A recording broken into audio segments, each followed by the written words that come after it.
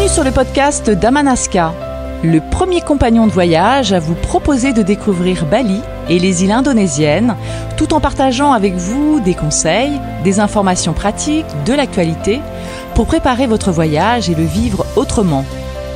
À travers nos expériences, nos coups de cœur, les histoires d'hommes et de femmes inspirants, nous allons vous raconter ce pays que nous aimons, où nous vivons. Vous faire découvrir des traditions millénaires, des cultures ancestrales et un quotidien que nous partageons avec le peuple qui vit sur l'île aux 1000 temples.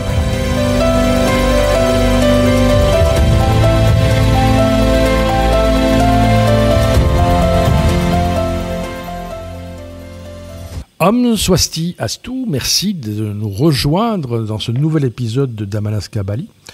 Nous sommes là pour vous accompagner dans la préparation, l'organisation de votre voyage. Vous le savez, si vous le souhaitez, vous pouvez nous contacter pour qu'on prépare avec vous votre voyage, qu'on réponde à vos questions, qu'on fasse des programmes réellement sur mesure avec des sites exceptionnels. Enfin bon, vous connaissez déjà le principe d'Amanaska, je l'espère. Sinon, allez bien sûr nous rejoindre sur Facebook, sur notre page Facebook et puis sur notre page Instagram et puis également sur notre site internet et notre chaîne YouTube. Vous voyez, ça fait beaucoup d'informations que vous pouvez récupérer et voir un petit peu qui nous sommes, l'agence Amanaska. Là n'est pas le projet aujourd'hui, puisque nous allons plutôt répondre à une question très importante qui revient très régulièrement. Vous la connaissez déjà, puisque vous avez déjà vu le titre de cet épisode, quand partir à Bali. Nous en avons déjà parlé un petit peu, mais on va se refaire un petit point. Quand partir à Bali? Parce que vous êtes nombreux à poser cette question. Quelles sont les meilleures périodes de l'année pour partir à Bali? Et puis quel est le climat tout simplement à Bali, hein.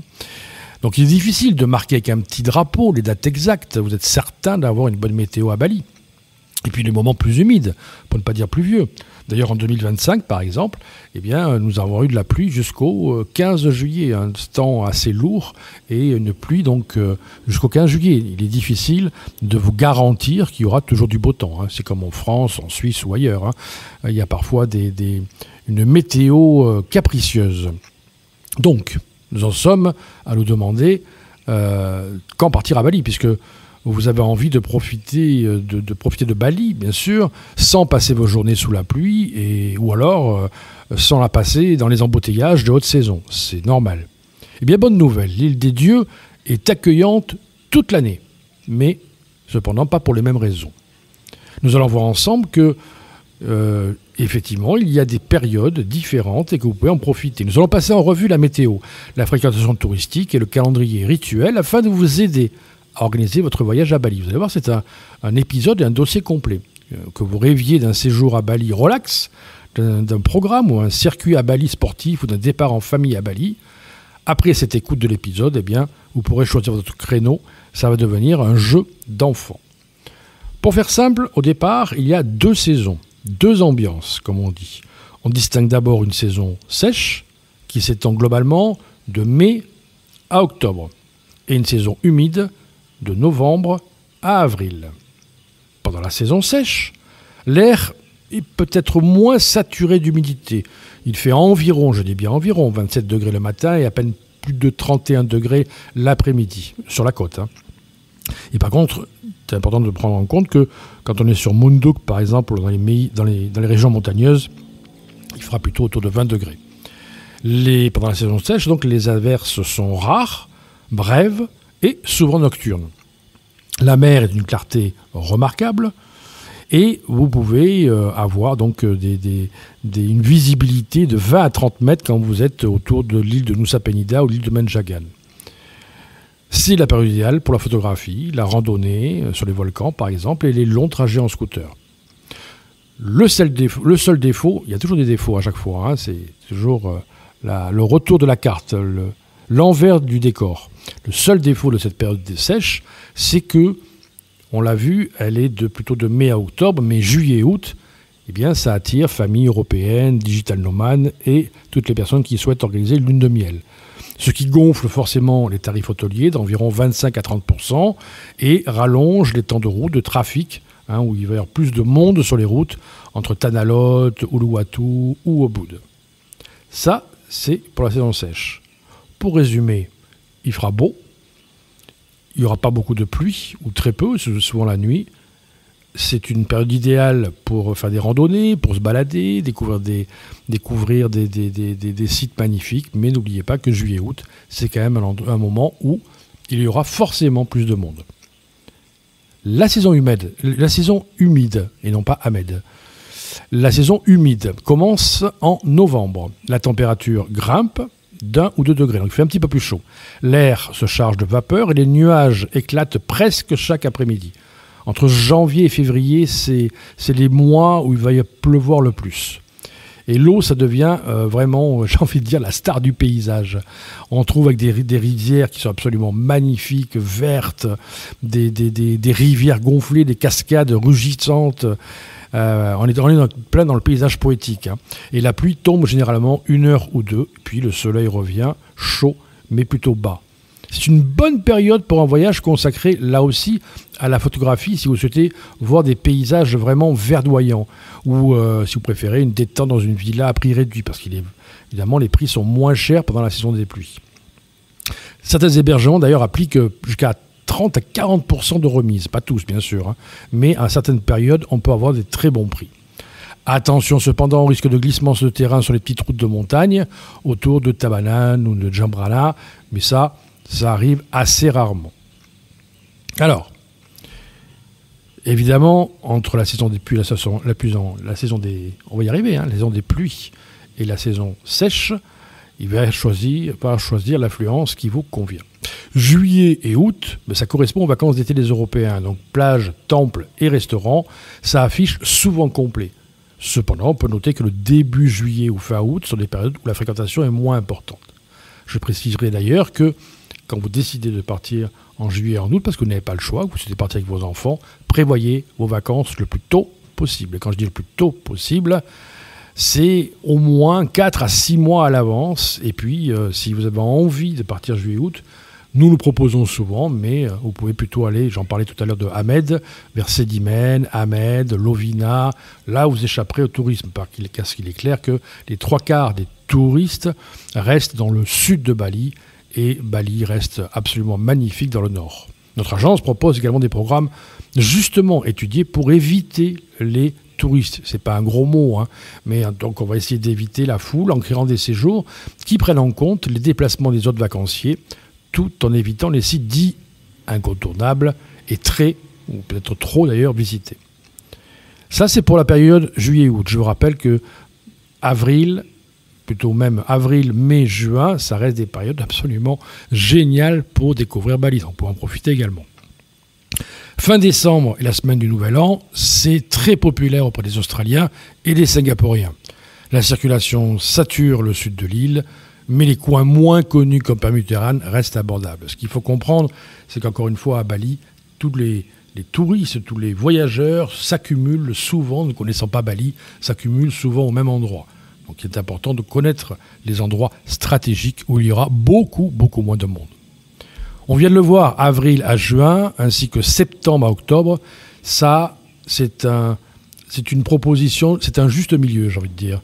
Vous avez une météo clémente, des rizières magnifiques, des hôtels avec des tarifs normaux, des mois qui sont souvent recommandés aux couples ou aux familles désireuses de découvrir Bali dans de bonnes conditions climatiques. Quand c'est possible, bien sûr, parce que les vacances doivent correspondre. C'est un peu les périodes idéales pour partir à Bali et en profiter. Encore une fois, nous pouvons organiser des programmes sur juillet-août avec des stratégies qui nous appartiennent pour que vous puissiez éviter l'afflux des voyageurs et des touristes. Qu'est-ce qu'il en est de janvier-février ? Janvier-février, ça voit l'affluence chuter. Les voyageurs au long cours apprécient les musées et ateliers plus calmes. Il faut juste accepter de rouler en imperméable l'après-midi et puis d'avoir un Bali tout simplement plus mouillé, plus humide. Voilà. Et puis, on va terminer cet épisode, vous voyez qu'il est quand même assez complet, hein, quand partir à Bali, avec 2-3 petites choses importantes à savoir. Ce sont les repères du calendrier religieux. Parce que venir à Bali, c'est aussi ressentir les pouls de cérémonies qui rythment la vie de chaque village. Eh bien, les dates changent chaque année, mais je vais vous proposer quelques fêtes qui dominent l'agenda. Vous avez Melasti, c'est 3 jours avant Nyepi, je vais vous en parler. 3 jours avant le Nyepi, généralement début mars, des processions impressionnantes qui portent des statues, les statues des temples jusqu'à l'océan pour les purifier. Et ça, c'est extraordinaire pour faire des photographies depuis les plages de Sanour ou autres. Vous avez le Nyepi, je viens de vous en parler, donc 3 jours après le Mélasti, vous avez d'abord le Nyepi. Le Nyepi, c'est très particulier, c'est le nouvel an silencieux. C'est entre mars et avril. L'aéroport ferme directement, les rues se vident, il n'y a plus personne. Toutes les lumières s'éteignent et un spectacle cosmique, c'est le cas de le dire, est offert à ceux qui choisissent de prolonger ce séjour à cette date. Vous allez voir un ciel absolument magnifique, puisqu'il n'y a aucune lumière sur l'île de Bali, l'électricité est pour la plupart du temps éteinte, il n'y a pas de bruit, personne n'a le droit de circuler sur l'île. C'est une journée très particulière et bien sûr unique au monde, le Nyepi. Vous avez également le Kalungan et Kuningan qui reviennent tous les 210 jours. Là aussi, posez-nous les questions, on peut vous informer sur des dates. Les Balinais décorent chaque portail d'un bambou, qui s'appelle un penjor courbé, qui symbolise entre autres l'abondance. Et c'est une atmosphère très joyeuse avec un Bali extrêmement coloré et décoré. C'est très beau et surtout, c'est bien sûr culturellement très important pour les Balinais. Nous avons également des crémations royales qui sont très spectaculaires. Alors là aussi, il n'y a pas de date précise, mais on peut se renseigner, vous allez en trouver. Alors, ce n'est pas quelque chose de triste ou de mortuaire.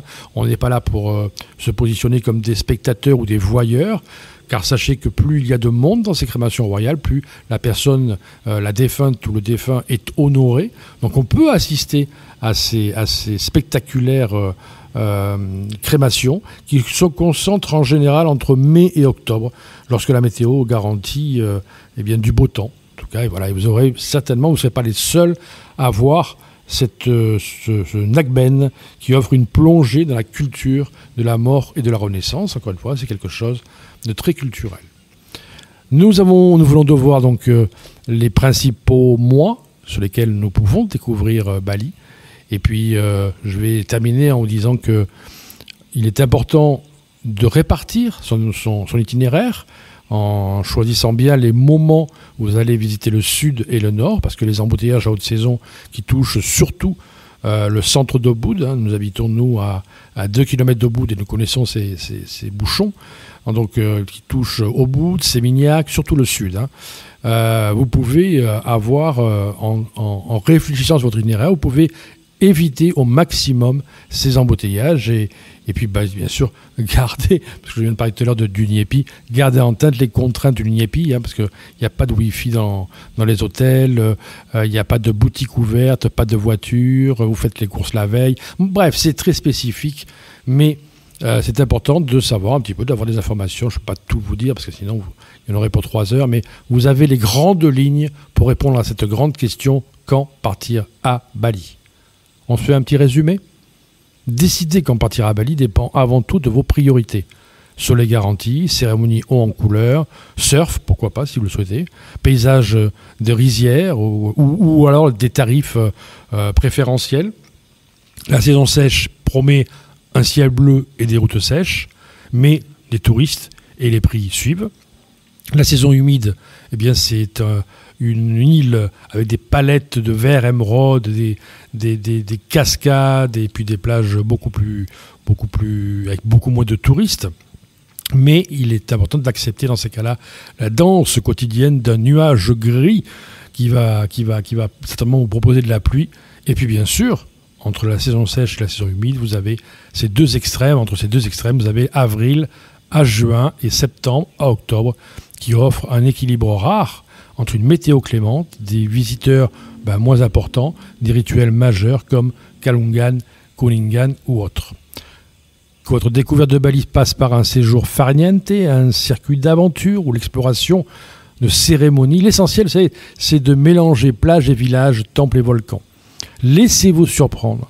L'invitation à partager un repas avec des locaux, de visiter un temple, de suivre une procession pour Mélasti, par exemple, ça ne s'inscrit jamais sur un planning fixe. Ça change tout le temps.